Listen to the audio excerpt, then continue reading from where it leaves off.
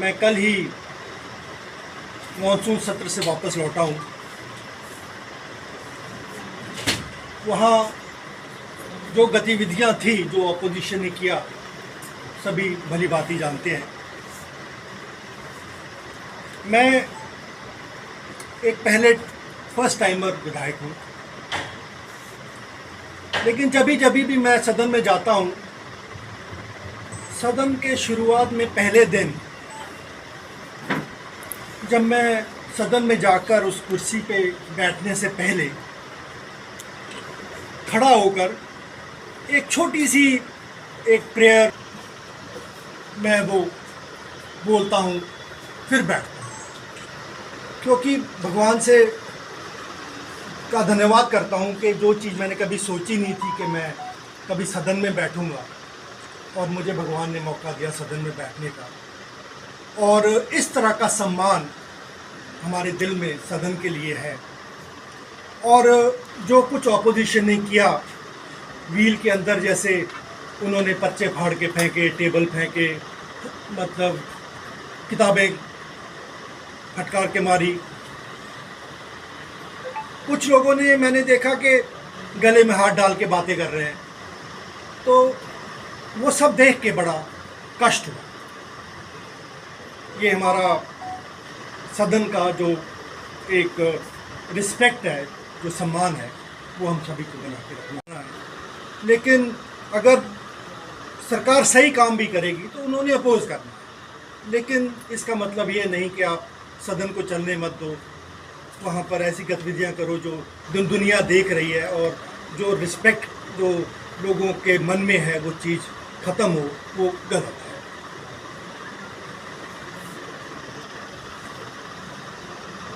सभी मीडिया बंधुओं को आज इसलिए भी बुलाया है कि मेरे द्वारा माननीय अध्यक्ष जी को उत्तराखंड अल्पसंख्यक शिक्षा विधेयक 2025, उत्तराखंड माइनॉरिटी एजुकेशन बिल 2025 का प्रस्ताव मैंने विधानसभा में प्रस्तुत किया, जो विधानसभा ने पारित किया है।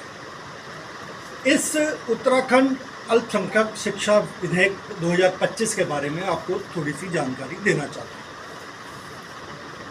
हमारी उत्तराखंड सरकार ने राज्य विधानसभा के मॉनसून सत्र में उत्तराखंड माइनॉरिटी एजुकेशन बिल 2025 पारित कर एक ऐतिहासिक निर्णय लिया है।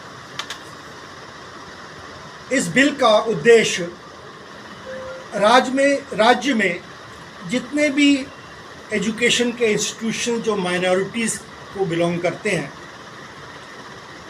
राज्य में जितने चल रहे हैं, उनमें सभी को एक समानता, इक्वल राइट्स और एक सिस्टमैटिक रिकग्निशन देने का मकसद है। इन माइनॉरिटी एजुकेशन बिल में के तहत ना सिर्फ मुस्लिम बल्कि बाकी की जो माइनॉरिटी कम्युनिटीज़ हैं, जैसे सिख हैं, जैन हैं, क्रिश्चियन हैं, बौद्ध हैं, पारसी हैं, सभी को माइनॉरिटी स्टेटस दिया जाएगा। कोई किसी से कुछ लिया नहीं जाएगा। बाकी माइनॉरिटीज़ को भी इस बिल के अंदर इनको जोड़ा जाएगा। इसके लिए एक Uttarakhand state minority education authority USMEA का गठन होगा, जो इन संस्थानों को मॉनिटर करेगी। इन सभी संस्थानों का societies act, trust act, companies act में रजिस्टर कराना जरूरी होगा। प्रॉपर्टी और बैंक अकाउंट इन संस्थानों के नाम होना जरूरी है। इसी प्रकार की कोई भी अगर इसको फॉलो नहीं करता है, कोई इरेगुलरिटीज़ होती हैं, तो वो रजिस्ट्रेशन जो है रद्द की जा सकती है।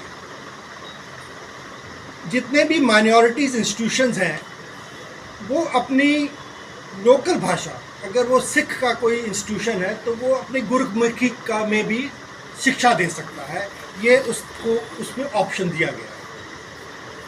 साथ ही Uttarakhand board of school education UBSC द्वारा निर्धारित एजुकेशन स्टैंडर्ड्स का पालन अनिवार्य है। सभी ये इंस्टीट्यूशन जो हैं, जो माइनॉरिटीज़ के इंस्टीट्यूशन हैं, वो इस एजुकेशन स्टैंडर्ड्स के साथ फॉलो करेंगे। हमारे आदरणीय मुख्यमंत्री श्री पुष्कर सिंह धामी जी ने कहा है कि ये विधेयक समानता, पारदर्शिता और गुणवत्तापूर्ण शिक्षा सुनिश्चित करने में दिशा में एक महत्वपूर्ण कदम है। इससे सभी माइनॉरिटी को समान अवसर मिलेगा तथा राज्य की शिक्षा व्यवस्था को भी मजबूत बनेगी।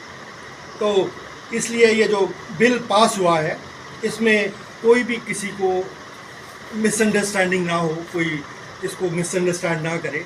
इसका मकसद जो है, सिर्फ जो है एक कम्युनिटी को दिया जा रहा है, वो सभी माइनॉरिटीज़ जो है इस बिल में शामिल होनी चाहिए।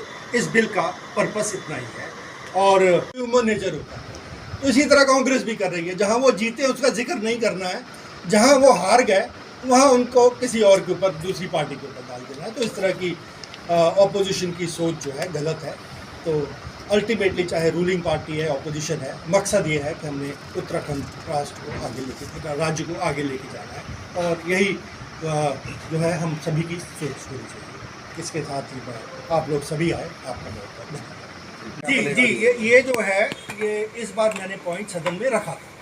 अगर ये सेशन चलता तो मैं इसका कोई ना कोई सलूशन लेकर आता। मैं इसको फॉलो कर रहा हूँ और इसका जो है हम लोगों ने साइट भी जो है एस्कॉट फार्म में कुछ कोशिश कर रहे हैं कि कुछ ज़मीन वहाँ लेके वहाँ पे ट्रांसपोर्ट नगर वहाँ शिफ्ट कर दिया जाए। ये मेरे क्वेश्चन आज में अगर सेशन चलता तो ये क्वेश्चन वहाँ पे आना। अब जब भी देहरादून जाएंगे और सीधे मुख्यमंत्री को मिलके विधानसभा के प्रश्न के रूप में ना रख के सीधे सीधी ये बात होगी कि स्कॉट फार्म में जो 500 एकड़ ज़मीन अलग से रखी गई थी, जिसको विभिन्न प्रकार के उद्योगों को अलॉट किया जा रहा है, उनमें से कम 20 से 25 एकड़ ज़मीन जो है ये अपना हमारे काशीपुर के इसके ट्रांसपोर्ट नगर के लिए अलॉट कर दी जाए और पैसा अलॉट किया जाए। ये नहीं है कि हम ज़मीन अलॉट करके बैठ जाएं। इन्होंने रुद्रपुर में 46 लाख रुपया सैंक्शन किया है, तो हम ये कहते हैं कि जब वहाँ 46 लाख हो सकता है तो हमारे यहाँ 46 करोड़ है। 30 करोड़ रुपया हमारे यहाँ 15 एकड़ 20 एकड़ ज़मीन और 30 करोड़ रुपया स्वीकृत किया जाए। इसके लिए हम हमारे विधायक जी वहाँ पर पूरा प्रयास सीएम से करके और इसको वहाँ पर बनाने का प्रयास करें। साइट डिसाइड हुई है, वो मेन रोड से कुछ हट के अंदर है, तो उसको दोबारा से रीलोकेट करने की बात चल रही है कि वो मेन है, वहाँ से हटाना पड़ेगा।